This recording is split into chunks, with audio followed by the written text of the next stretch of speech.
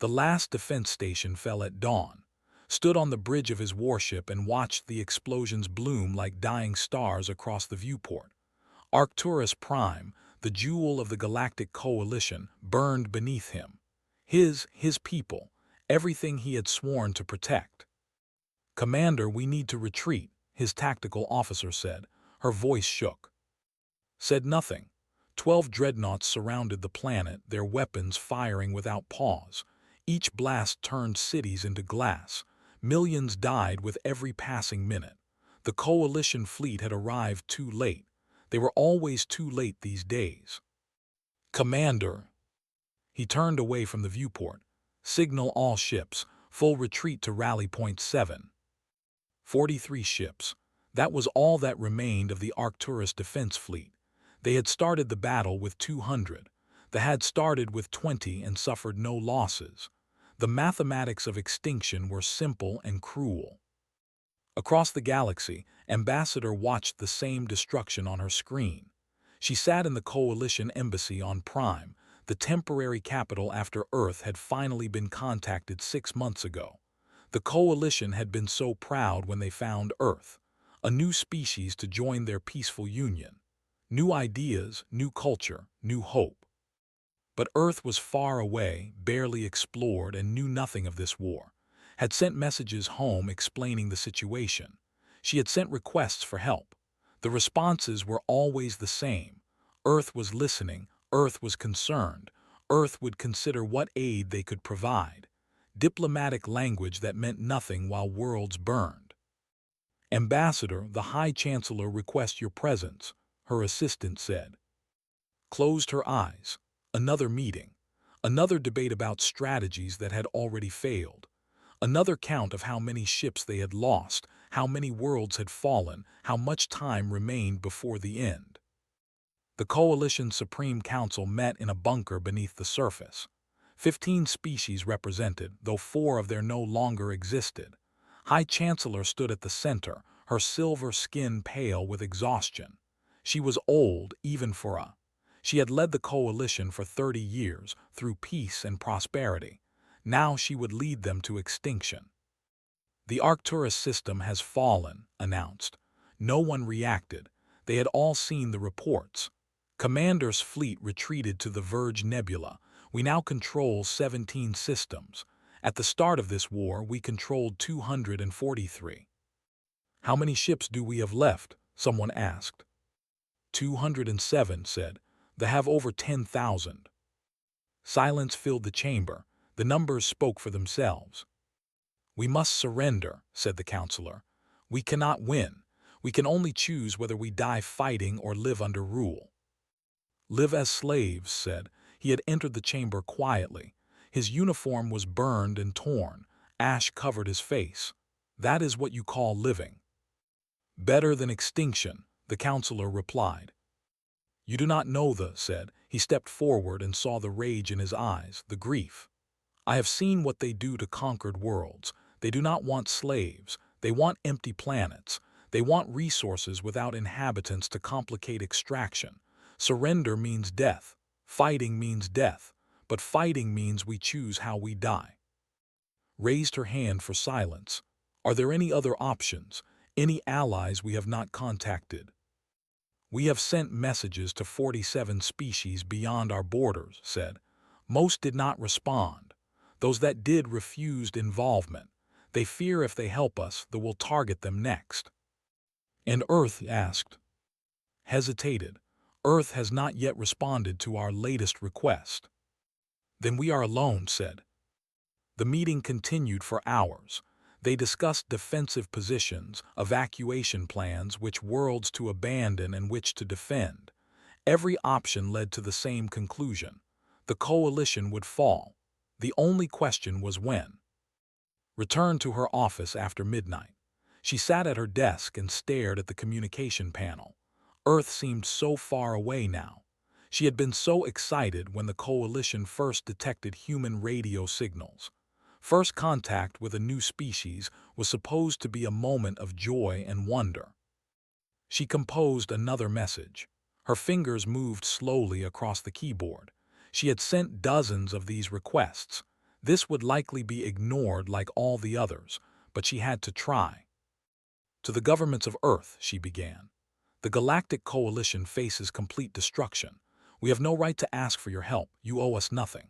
We are strangers who found you by accident, who brought news of a wider universe only to immediately beg for aid in a war you did not start. But I ask anyway, please. We are dying. 12 years of war have reduced us from 17 thriving civilizations to desperate refugees hiding in the dark. We need help. We need hope. We need anything you can give us. If you cannot send ships, send supplies. If you cannot send supplies, send knowledge. If you cannot send knowledge, send prayers. We are not warriors. We were scientists, artists, explorers. We built a union of peace that lasted 300 years. Now we watch it crumble. I do not know if this message will reach you. I do not know if you will care. But I send it anyway because it is all I can do.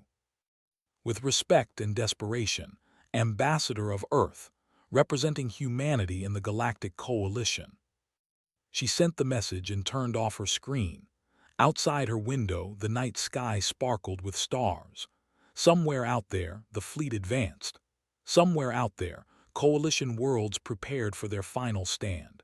And somewhere out there, Earth received her message and decided whether humanity would respond. 3 days later, an answer arrived. It was short, only 6 words. We are coming, hold the line. Read it 3 times. She called the council. Within an hour, every coalition member knew Earth was sending help. How many ships? Asked when he heard the news. They did not say, replied. When will they arrive? 2 weeks. 2 weeks. They would reach the Verge Nebula in 3. If Earth sent help in time, maybe they had a chance. Maybe this was not the end. Looked at the star charts showing the defensive positions. 200 ships against 10,000. Even with Earth's help, the odds were impossible. But impossible was better than 0. Then we hold for 2 weeks, he said. We hold and we hope. The human fleet arrived exactly on schedule, stood in the observation deck of the Coalition command station and watched the ships emerge from faster-than-light travel. She counted them as they appeared. 10, 20, 30, 40, 50. Then silence. Is that all? Asked beside her. Felt her hope crumble. 50 ships. Earth had sent 50 ships. The Coalition had expected hundreds at minimum. They needed thousands. 50 ships would not change anything. Perhaps more are coming, someone suggested. But the sensors showed empty space. No more ships arrived. 50 vessels hung in the void and noticed something strange about them. They looked wrong.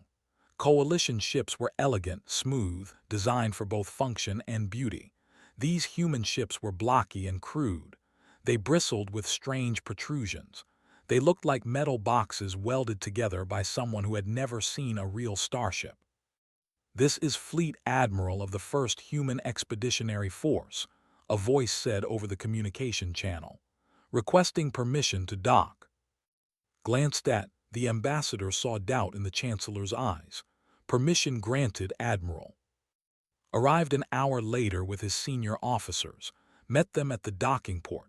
She had seen humans before in video calls, but meeting them in person was different. They were shorter than most Coalition species, built compact and dense. Wore a dark blue uniform with strange medals she did not recognize. His face was weathered and his eyes were cold. Ambassador, he said, extending his hand. Remembered this was a human greeting.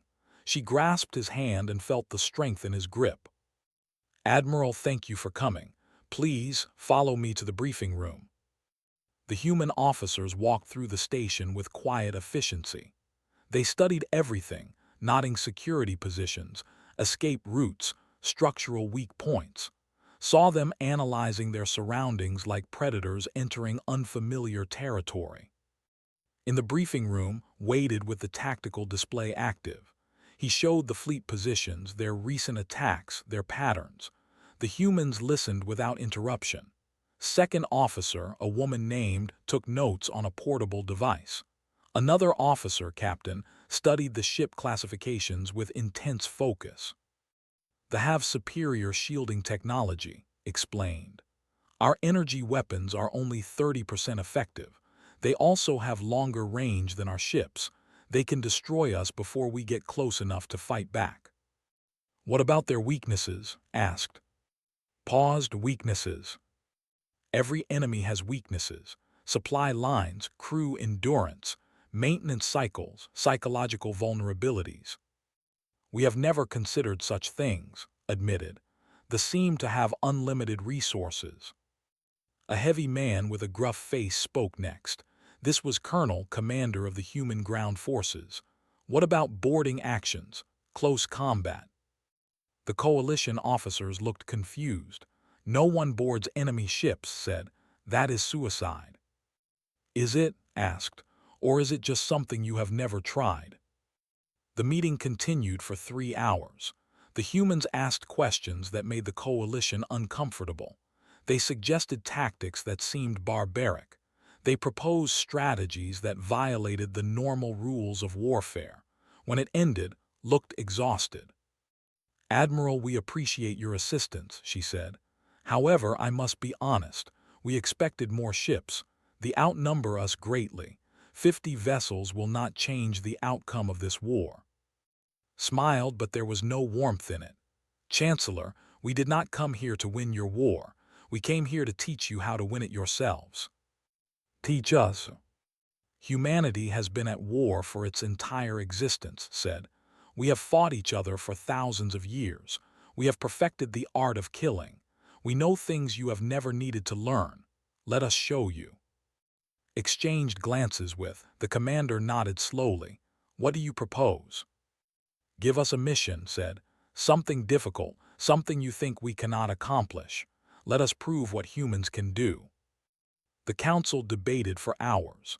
Finally, they presented the humans with a situation. The mining colony of Epsilon 7 sat in the path of an advance fleet. 20 warships were approaching. The colony held 50,000 civilians who needed time to evacuate. Someone had to delay for at least 12 hours. Every coalition simulation showed the same result. Any defending force would be destroyed within 2 hours. They had already written off the colony as lost. We will defend Epsilon 7, said without hesitation. You will all die, told him.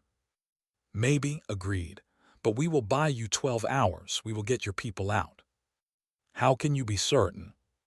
Looked at each of his officers, nodded, smiled coldly, cracked his knuckles. They had no fear in their eyes, only determination.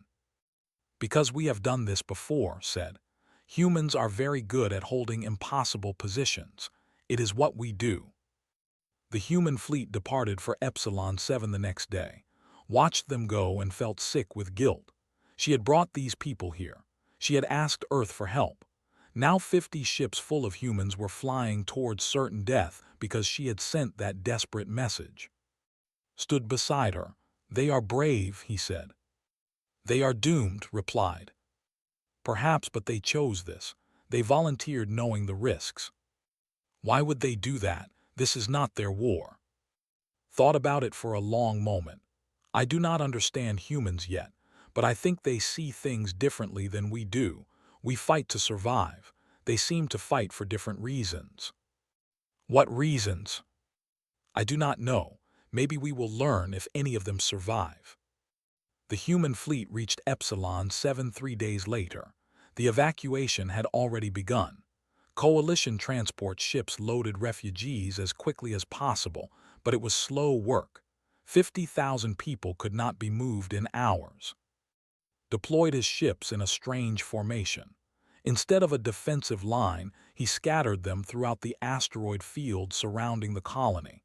He placed them in positions that made no tactical sense.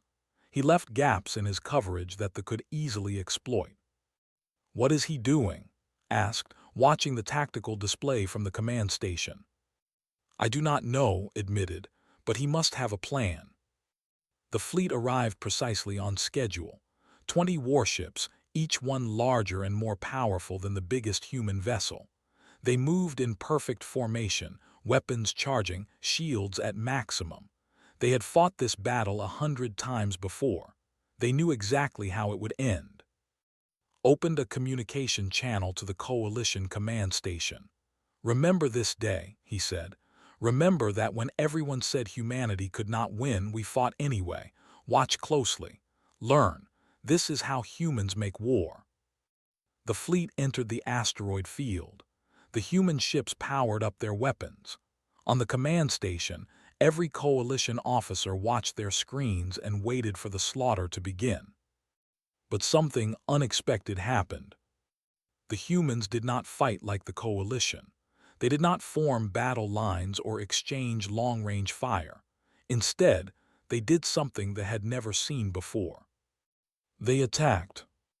Not with careful precision from safe distances, but with reckless aggression at point-blank range. Human ships dove through the asteroid field like predators, using the rocks for cover.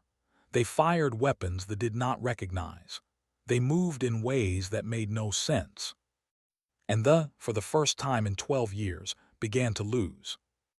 Captain watched the warship turn toward his destroyer. The alien vessel was 3 times larger than his ship. Its shields glowed with power. Its weapons could tear through this armor like paper. By every tactical assessment, should retreat. Instead, he accelerated directly toward it. "Captain, collision course," his pilot warned. "I know," said calmly. "Hold steady." The ship fired. Energy beams lanced through space but had anticipated the attack. He spun on its axis, and the beams missed by meters. The human ship continued its charge, closing the distance impossibly fast. On the Coalition command station, stared at his screen in disbelief. "What is he doing? He will crash." "Maybe that is the plan," said quietly. At 500 meters, activated the main weapons. Not energy beams like the Coalition used, not plasma cannons like the fired. Instead, the launched solid metal slugs accelerated to incredible speeds. Kinetic weapons, rail guns, technology so primitive that they had forgotten it existed. The metal slugs punched through the shields like they were not there. The shields were designed to deflect energy, not solid matter. The slugs tore into the hull, ripping through armor, destroying systems, killing crew. The ship shuddered and began to list. Did not slow down. At 200 meters, he deployed this fighter craft. 12 small ships burst from launch bays and swarmed the crippled vessel like insects. They were too small and too fast for the big ship's weapons to track. They attached themselves to the hull and began cutting through with plasma torches. "Boarding action initiated," reported. "You are go." Commander stood in the launch bay of her assault ship with 200 Marines. They wore powered armor and carried weapons designed for close combat. Every Marine had trained for this moment. They had practiced boarding actions thousands of times on Earth. It was an ancient form of warfare, dating back to when humans fought on oceans instead of in space. The Coalition had never boarded an enemy ship. They thought it was impossible, knew better. "Breach in 30 seconds, the pilot announced. Checked her weapon one last time. Behind her, Colonel did the same. The old soldier grinned like he was going to a party instead of a battle. "Just like training," said, "except these aliens bleed different colors." The fighters burned through the hull. Atmosphere vented into space. The human assault ship clamped onto the breach and extended its boarding tube, was the first one through. They were tall, thin creatures with gray skin and 4 arms. They wore elegant armor and carried precision energy rifles. They were excellent shots at long range. But the corridor was narrow and dark, and the humans were already inside their ship. Shot the first before it could raise its weapon. Threw a concussion grenade that sent 3 more flying. The Marines poured through the breach, moving fast, staying low, using every bit of cover. They tried to form a defensive line, but close combat was not their strength. It was humanity's. Within 20 minutes, team had captured the ship's engineering section. Within 40 minutes, they had the bridge. The crew surrendered in confusion. They had never lost a ship to boarding actions. They did not know how to respond. Across the asteroid field, similar scenes played out on 5 more vessels. Human marines stormed through corridors, fought in zero gravity, and captured ships that the coalition had thought invincible.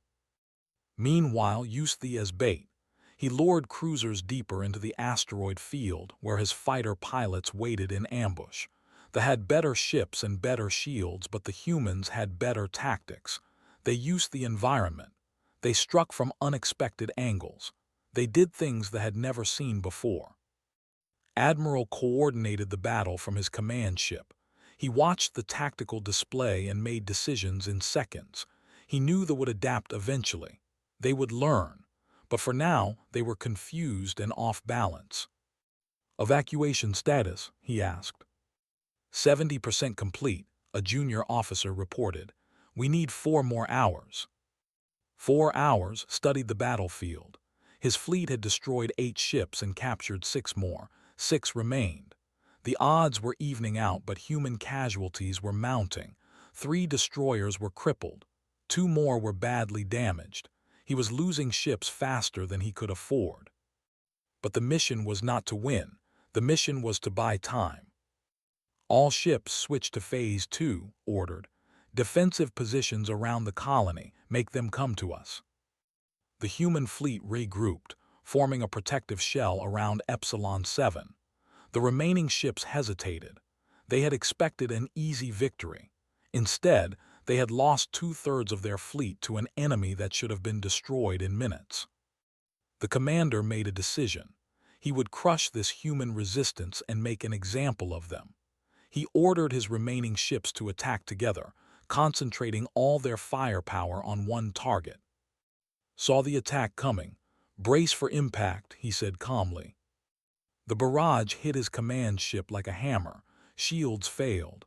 Hull breaches opened to space. People died as sections decompressed. The ship shuddered and began to break apart. But before it died, gave one final order. "Detonate the cargo." Hidden among the asteroids were human mines. Dozens of them, placed by fighter pilots during the initial battle. They had been waiting for the to group together. Now they exploded simultaneously, turning the asteroid field into a killing zone. 3 more ships died in the blast. Only 3 remained and they were damaged. They tried to retreat, but destroyers cut off their escape. Captured ships turned their weapons on their former allies. The battle ended 2 hours later. Every ship was either destroyed or captured. The human fleet had suffered heavy losses, 20 ships destroyed, 15 more too damaged to fight, but the colony was safe. Every single civilian had escaped. Stared at his screen in silence, stood beside him, equally shocked. The coalition officers could not believe what they had just witnessed. 50 human ships had defeated a fleet that should have annihilated them. Howe asked, "How did they do this?" His voice came over the communication channel. He was wounded but alive, speaking from a damaged ship. "We won because the thought we would fight like you, but we do not fight like you. We fight to win, no matter the cost." "Your tactics were brutal," said. "You sacrificed ships deliberately. You sent soldiers to die in boarding actions. You used weapons that put your own people at risk." "Yes," agreed. "Welcome to human warfare. It is ugly and violent and cruel, but it works." "Will you teach us?" asked quietly. "That is why we came," replied. "But first you must understand something. Fighting like humans means accepting human costs. It means sacrificing when necessary. It means doing things that seem wrong to win battles. Can you do that?" The coalition officers looked at each other. They were scientists and explorers. They built things instead of destroying them. They had avoided war for 300 years. Could they become warriors now? Could they learn to kill like humans killed? Thought of his burning. He thought of the millions who had died. He thought of the who would keep killing unless someone stopped them. "Yes," he said, "teach us. Show us how to fight. Show us how to win." Smiled through his pain. "Then your war is not over. It is just beginning. But this time you have a chance." Word of the Battle of Epsilon 7 spread through the coalition like fire. For the first time in 12 years they had won. For the first time they had retreated. And for the first time the coalition species began to hope that maybe, just maybe, they could survive this war.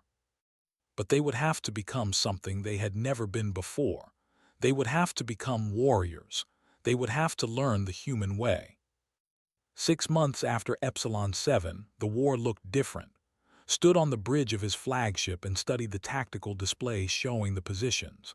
6 months ago, they had been advancing on all fronts. Now they were retreating. Slowly, carefully, but retreating nonetheless. The coalition had won 12 consecutive battles, 12 victories in 6 months after 12 years of defeats. The difference was simple. They were fighting like humans now. Target their supply depot first, said, then hit their shipyard while they are distracted. His tactical officer, a young named, nodded and relayed the orders. Had trained with the humans. He understood their way of thinking. Strike fast, strike hard, and do not give the enemy time to respond. The attack went perfectly. Coalition ships destroyed the supply depot with kinetic weapons. While they scrambled to defend it, a second force attacked their shipyard from another direction. By the time they understood what was happening, both targets were destroyed. It was a tactic admiral called Blitzkrieg, lightning war. Hit them everywhere at once and keep them off balance. They could not adapt to this style of combat. They were used to careful, methodical warfare. The coalition's new aggression confused them. But not everyone in the coalition agreed with these new methods. Ambassador sat in yet another council meeting, listening to the arguments. Some species still believed human tactics were too violent, too ruthless. We are becoming like them, the counselor said. We sacrifice our people deliberately. We target civilian infrastructure. We have abandoned our principles. Our principles were getting us killed, replied. The humans showed us how to survive. At what cost? We are losing who we are. Raised her hand for silence. The question is not whether we like human methods. The question is whether we want to live. I choose life. I choose to fight. Does anyone disagree? No one spoke. Even the doubters knew the truth.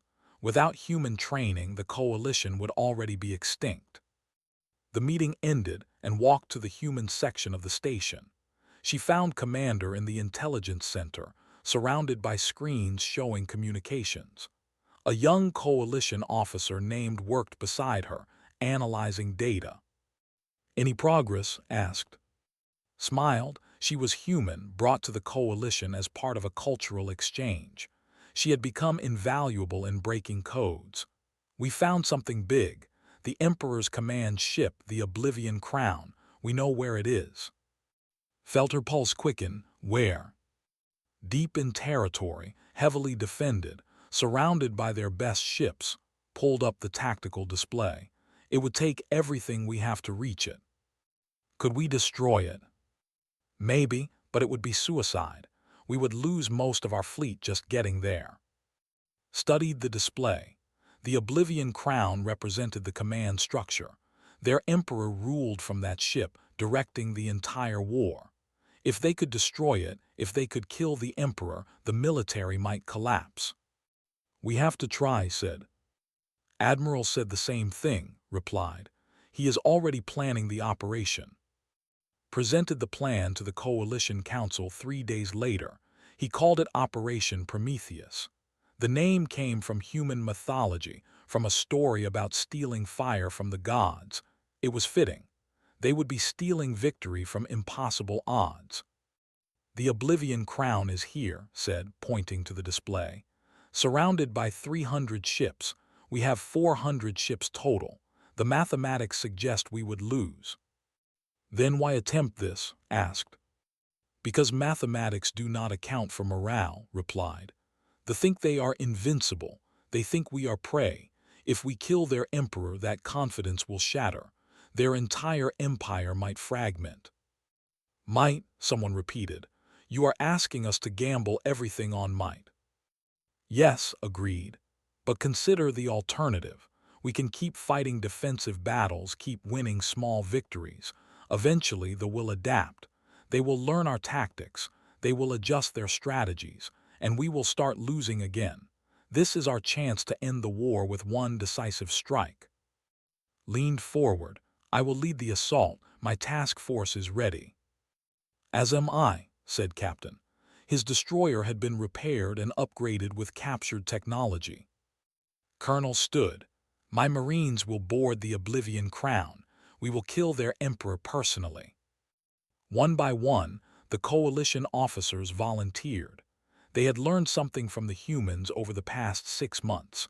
They had learned that courage was not the absence of fear. Courage was choosing to fight despite the fear. Looked around the room. 6 months ago, these people had been ready to surrender. Now they were ready to attack the enemy's heart. Humans had changed them, made them stronger, made them believe. Very well, she said. Operation Prometheus is approved. May fortune favor the bold. The coalition fleet gathered in secret over the next 2 weeks. 400 ships from 17 species, all trained in human tactics. They came together in a hidden system on the edge of space and prepared for the largest offensive of the war. Walked through the fleet's staging area and marveled at what she saw. Coalition soldiers training in close combat, ships equipped with kinetic weapons, officers studying human battle plans. Her people had changed so much in such a short time. She found and together in the observation deck. The young pilot and the intelligence officer had become close during the training. They represented something new, hope for the future. A relationship between human and alien that was not built on war but on mutual respect and affection. "Are you ready?" asked them. "As ready as we can be," replied. He held his hand. "Whatever happens tomorrow, I am glad we fought." "We will win," said with human confidence. "We have to." The fleet departed the next morning. 400 ships moving in perfect formation, heading deep into enemy territory. They traveled for 3 days, avoiding patrols, staying hidden. They were a knife aimed at the heart of the empire. Admiral commanded from the bridge of his new flagship. Beside him, coordinated the coalition forces. They had become partners over the past months. Friends, even. The human had taught the alien how to fight. The alien had reminded the human why they fought. Approaching target coordinates, the navigation officer reported. Took a deep breath. This was it. Everything they had worked for, everything they had sacrificed came down to this moment. All ships, battle stations, prepare for combat. The fleet dropped out of faster-than-light travel at the edge of the crimson expanse, a region of space glowing with red nebula clouds. And there, in the center of the clouds, was the Oblivion Crown. It was massive, 10 times larger than any ship in the coalition fleet, shaped like a blade, covered in weapons, surrounded by shields that pulsed with power. And around it, exactly as intelligence predicted, were 300 warships. But something was wrong. "Sir," the sensor officer said, "reading additional contacts, multiple vectors, it is a trap." Stared at the display as new ships appeared. Not 300 defenders, 900. They had been waiting. They had known the coalition was coming. Looked at, "What do we do?" The human admiral studied the tactical situation. 900 ships against 400, 3-to-1 odds, certain defeat by any calculation. They could retreat. They could save the fleet and live to fight another day. But if they retreated now, they would never get another chance. Opened a channel to the entire fleet. Every ship heard his voice. Every soldier listened. "They think we will run," he said. "They think we will see these odds and lose our courage, but they do not understand what they are fighting. They do not understand the coalition. They do not understand humanity. We came here to kill their emperor. We came here to end this war. And we do not run from hard fights. All ships attack formation. We are going through them." The coalition fleet charged forward into impossible odds. Behind them, the red nebula clouds seemed to burn brighter. Ahead, the ships prepared to destroy them. The battle for the Oblivion Crown had begun. The first salvo from 900 ships lit up space like a dying sun. Energy beams crossed the void in streams of destruction. The Coalition fleet met them head-on, shields flaring, weapons firing, ships dying in the first seconds of combat. Captain pushed them to full power, weaving through the formations. His crew worked like a machine, every person knowing their role. They had trained for this. They were ready. "Target the flagship escorts," ordered. "Clear a path for the Marines." The rail guns fired, sending solid metal slugs through shields. 2 escort ships exploded. A third lost power and drifted. The humans had learned to exploit every weakness in technology, but there were so many enemies. For every ship they destroyed, 3 more took its place. "Hull breach on Deck 4, someone reported, sealing it now." Ignored the damage. His mission was simple: create an opening. Behind him, the Coalition fleet was fighting the battle of their lives. Ahead, the Oblivion Crown waited like a dark god surrounded by. On its flagship, the situation looked grim. The tactical display showed the fleet taking heavy casualties. Ships were dying faster than the Admiral had anticipated. At this rate, they would not reach the Oblivion Crown. They would all be dead first. But it had not come this far to fail now. "All human vessels, implement Protocol Omega," he said calmly. Knew what that meant.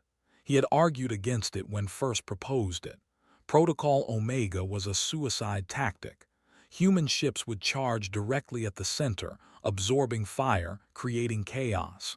They would die so Coalition ships could reach the target. Admiral No said, "There must be another way." "There is not," replied. "This is what we came to do, tell the Coalition to remember us, tell them we fought well." Before could respond, the human ships broke formation and accelerated toward the Oblivion Crown. 20 vessels, including its flagship, charging into the teeth of the defense. They fired every weapon they had. They rammed damaged ships. They detonated their reactors when shields failed, turning themselves into bombs.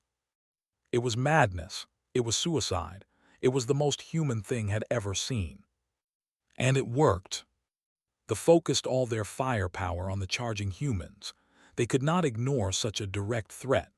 While they were distracted, the Coalition fleet pushed through the gaps in their formation, led the charge, his heart breaking as he watched human ships die one by one.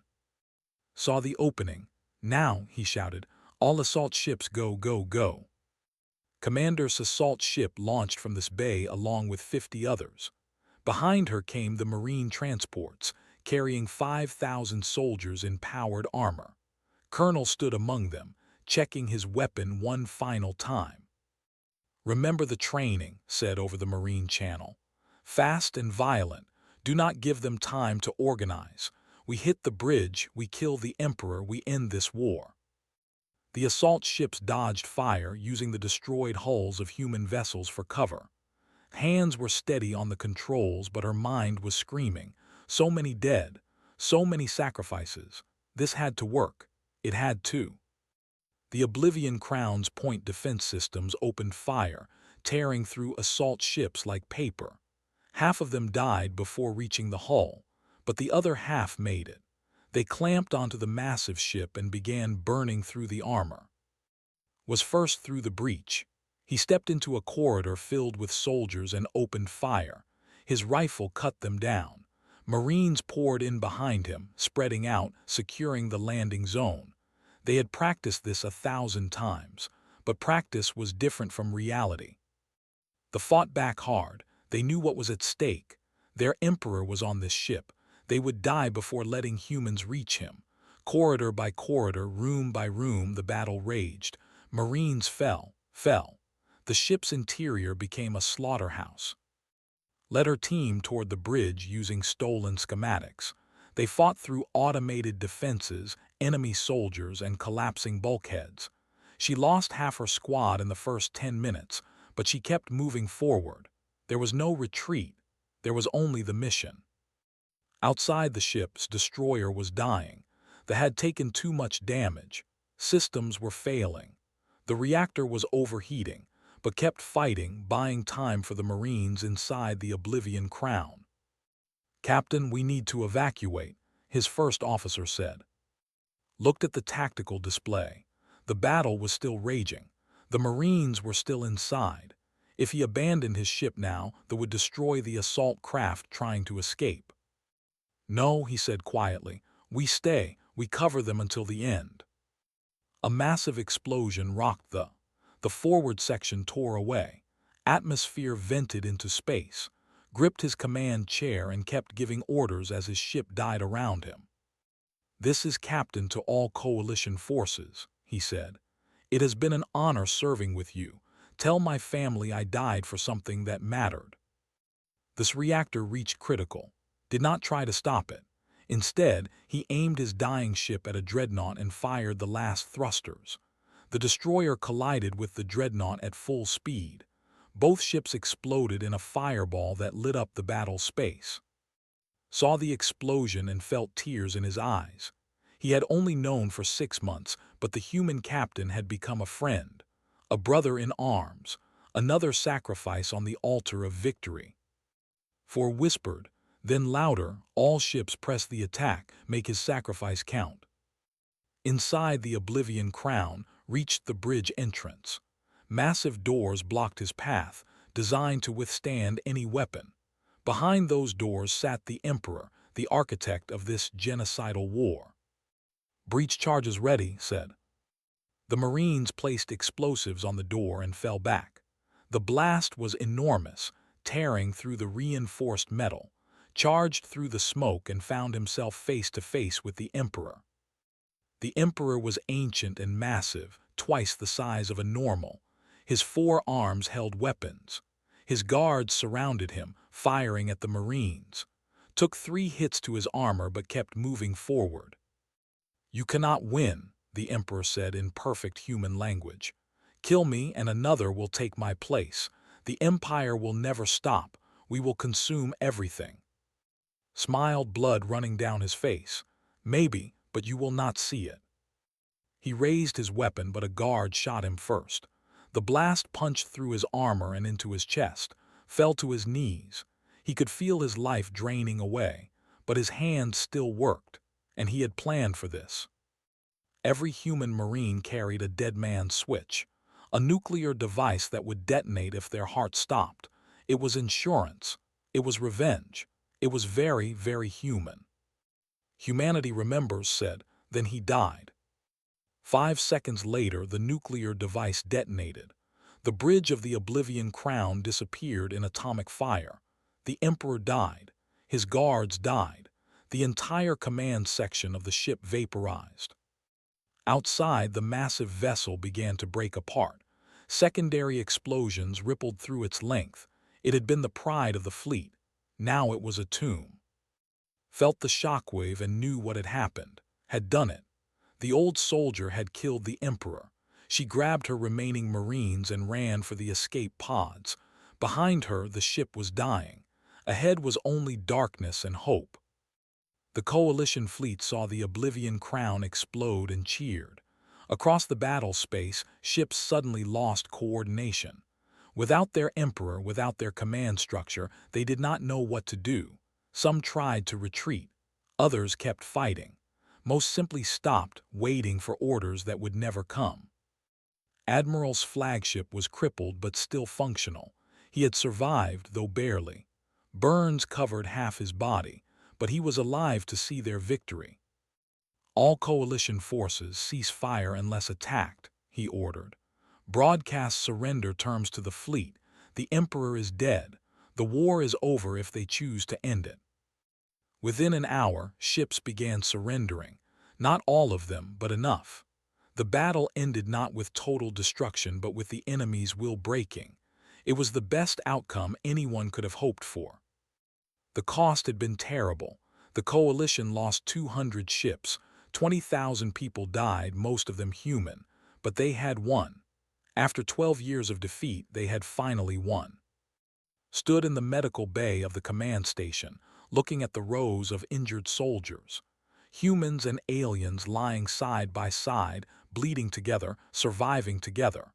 This war had changed everyone. The coalition would never be the same. She found sitting beside's bed. The young pilot had been injured but would recover, held his hand and cried tears of relief. "It is over," said softly. "At what cost?" asked. She had lost so many friends, so many people from Earth who had come to help strangers and never went home. Had no answer. The victory was real, but so was the pain. 3 months later, the empire collapsed completely. Without their emperor, the different factions fought each other. The threat was over. The coalition built a memorial at Epsilon 7, where humans had won their first battle. 40,000 names were carved into black stone, listing every human who died in the war. Gave a speech at the dedication ceremony. "We were dying," she said. "We had given up. Then humanity arrived. They did not bring us advanced technology or superior ships. They brought something more valuable, the will to never surrender. They reminded us that some things are worth fighting for, worth dying for. We will never forget their sacrifice." 50 years later, the galaxy had changed. The coalition thrived, stronger than ever. Human military academies trained officers from across known space. The tactics that had won the war became standard doctrine. And on Earth, a simple phrase entered common use among coalition species. "Fight like a human." It meant never giving up. It meant protecting those who could not protect themselves. It meant sacrificing everything for a cause bigger than yourself. Now old and gray, visited the memorial one final time before she died. She touched the names carved in stone and remembered faces she had known. Friends who had died so far from home. Heroes who had saved a galaxy that was not theirs. "Thank you," she whispered. "Thank you for answering our call." Above her, ships from 100 worlds flew in formation, each one crewed by beings who had learned the most important lesson humanity ever taught. Hope is not naive. Hope is a choice. And sometimes, hope is a weapon sharp enough to cut through the darkest night and win impossible wars.